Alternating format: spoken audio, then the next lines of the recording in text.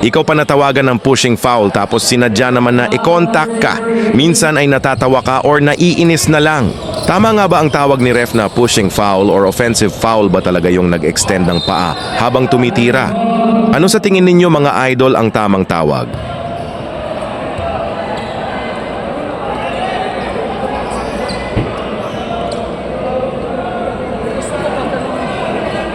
Foul number 0,